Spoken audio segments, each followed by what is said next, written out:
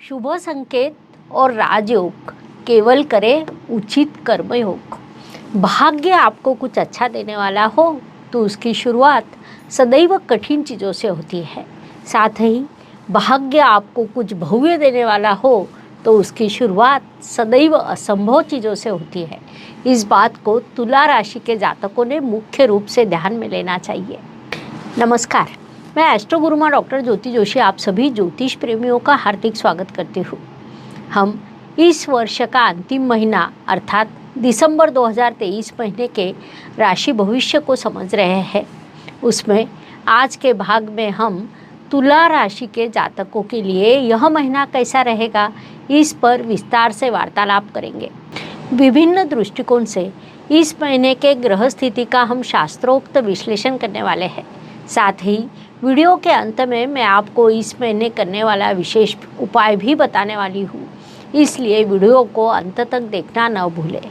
एक और महत्वपूर्ण बात है कि हम विभिन्न दृष्टियों से यह महीना आपके लिए कैसा रहेगा यह सदैव बड़े विस्तार से बताते हैं। उस अनुसार इस महीने आपका अनुभव क्या रहा, यह आप हमें कमेंट द्वारा हम तक पहुंचा सकते हैं, ताकि हमारे इस मार्गदर्शन का आपको लाभ हो रहा है यह बात हम तक पहुंच सके।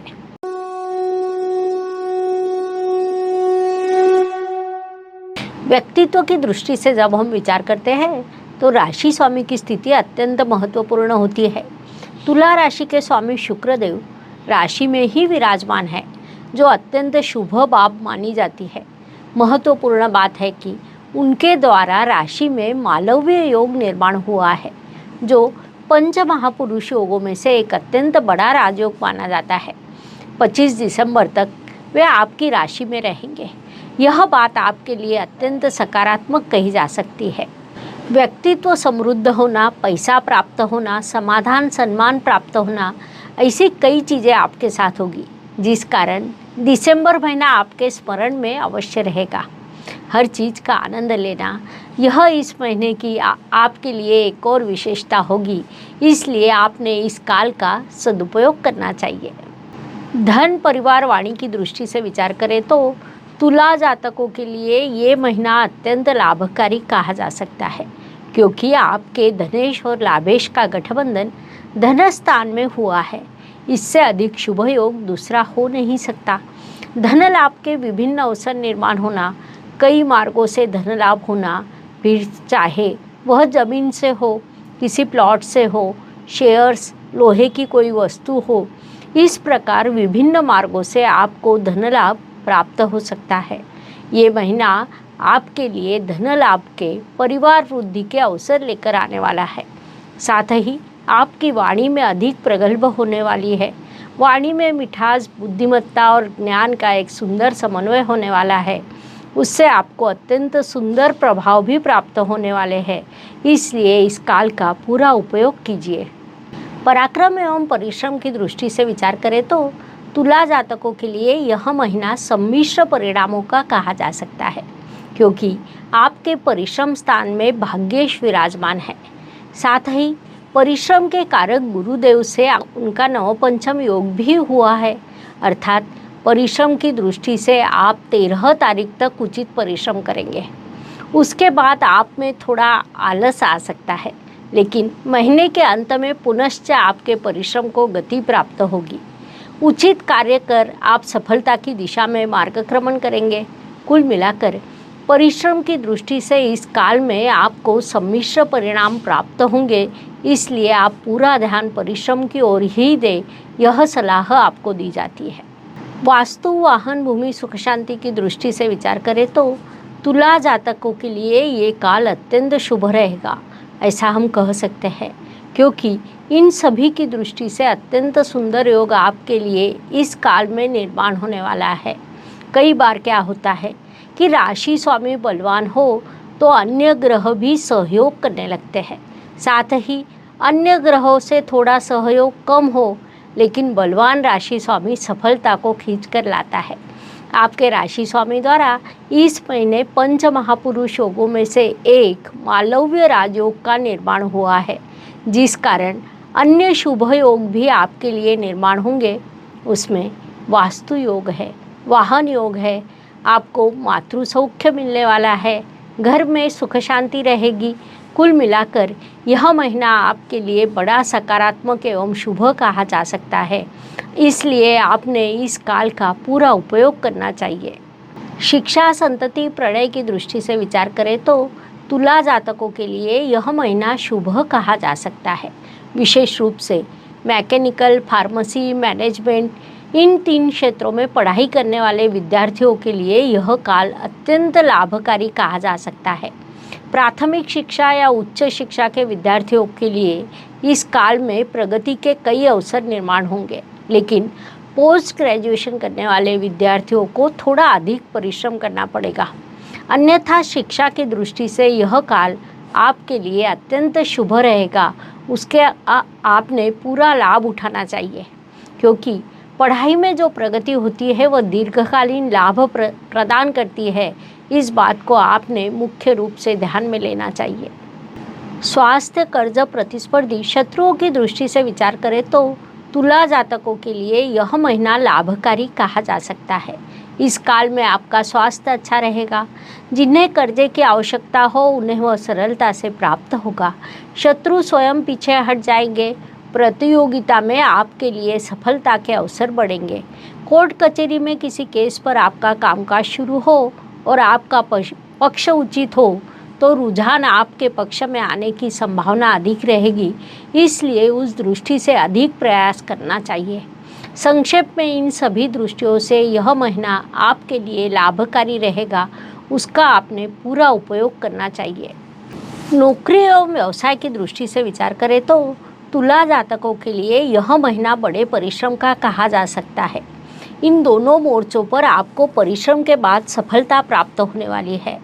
आप उचित परिश्रम करेंगे और उससे आपको उचित कौशल्य सामने आएगा, कर्तृत्व सामने आएगा, सफलता भी प्राप्त होगी।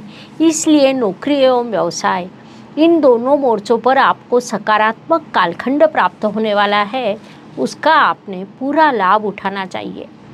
भाग्य एवं शुभ संकेत की दृष्टि से विचार करें तो तुला जातकों के लिए इस महीने कई शुभ संकेत निर्माण होने वाले हैं। उसमें मुख्य रूप से कहा जाए तो आपके राशि स्वामी राशि में विराजमान है।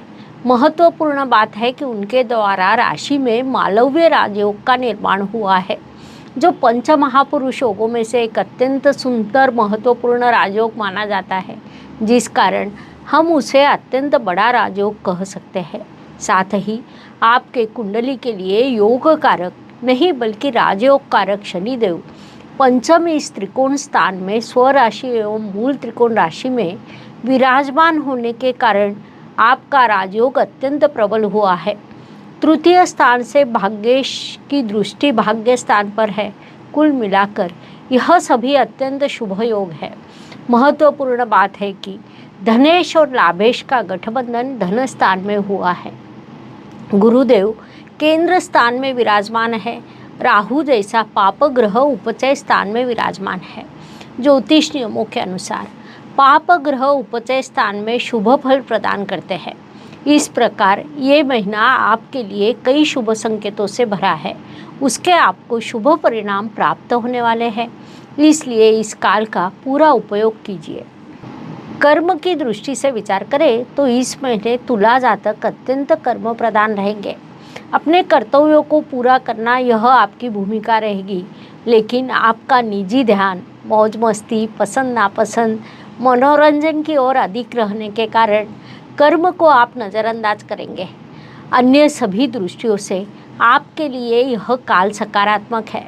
केवल कर्म को नज़रअंदाज करने के कारण थोड़ा नकारात्मक हो सकता है, इसलिए अपने कर्म पर पूरा ध्यान देने की सलाह आपको दी जाती है, वह आपके लिए लाभकारी रहेगा।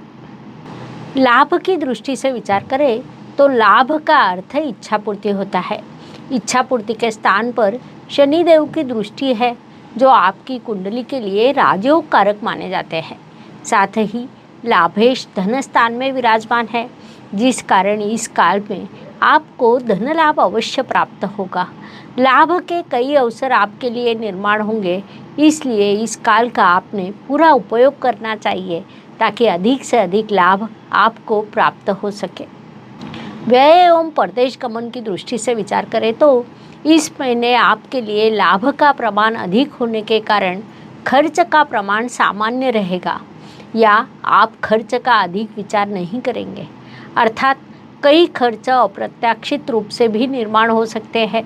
कुछ खर्च पारिवारिक जिम्मेदारियों को पूरा करने के लिए आप करने वाले हैं। हॉस्पिटल के भी कुछ खर्च हो सकते हैं, लेकिन मौज मस्ती, नई खरीदारी, शॉपिंग, यात्रा, इन सभी पर आपका खर्च होगा। नौकरी एवं व्यवसाय के लिए भी आप खर्च करेंगे, लेकिन खर्च की तुलना में लाभ का प्रमाण अधिक होने के कारण आप खर्च का अधिक विचार नहीं करेंगे। हर दिन हर किसी के लिए समान नहीं होता। जीवन सुख दुख और उतार चढ़ाव से भरा है। उस अनुसार महीने के कुछ दिन सभी के लिए अत्यंत शुभ होते हैं, तो कुछ दिन अशुभ, तनाव और संघर्ष से भरे होते हैं। उस अवधि में हम कैसा व्यवहार करते हैं, इससे हमारी सफलता निर्धारित होती है। उस दृष्टि से विचार करें तो तुला जातकों के लिए 1, 11 और 19 यह दिन शुभ रहेंगे। इसीलिए प्रयास करें कि इन दिनों में सबसे आवश्यक कामों को पूरा किया जाए। साथ ही 8, 17 और 26 यह दिन अशुभ रहेंगे, तो हो सकता है कि इन दिनों में आपका संघर्ष बढ़ेगा। इसलिए आपको इन दिनों की उचित योजना बनानी होगी ताकि आपका मानसिक स्वास्थ्य बना रहे। उपायों की दृष्टि से विचार करें तो ज्योतिष में अत्यंत छोटे छोटे लेकिन बड़ा परिणाम करने वाले उपायों को बताया गया है। अशुभ चीज़ों की अशुभता कम करने का, शुभ चीज़ों की शुभता बढ़ाने का उनमें सामर्थ्य होता है। उस अनुसार दिसंबर महीने के उपायों का विचार करें तो तुला राशि के लिए उपाय सूचित किया जाता है कि राशि स्वामी शुक्रदेव को प्रबल करने के लिए अपने भोजन में चीनी, चावल, दूध, दही और घी से बने पदार्थों का समावेश करें। इस उपाय के आपको अत्यंत शुभ परिणाम प्राप्त होंगे, इसलिए आपने उन्हें अवश्य करना चाहिए। इस प्रकार मेष से लेकर मीन तक हर राशि के लिए दिसंबर 2023 कैसा रहेगा, यह समझाने के लिए हमने 12 वीडियो आपके इस चैनल पर अपलोड किए हैं। लाइक, शेयर, सब्सक्राइब कीजिए। पुनश्च हम अवश्य मिलेंगे। यह वीडियो अगर आपको अच्छा लगा हो तो जय ज्योतिष लिखना ना भूलें। धन्यवाद। शुभम भवतु। जय ज्योतिष। ज्योतिष का अध्ययन तथा शास्त्र की शास्त्रीय तरीके से पढ़ाई करने के लिए मेरी 2 किताबें प्रकाशित हो चुकी है, उनका अवश्य लाभ लीजिए। Please like, share and subscribe the channel. और हाँ, बेल आइकॉन दबाना ना भूलें। धन्यवाद।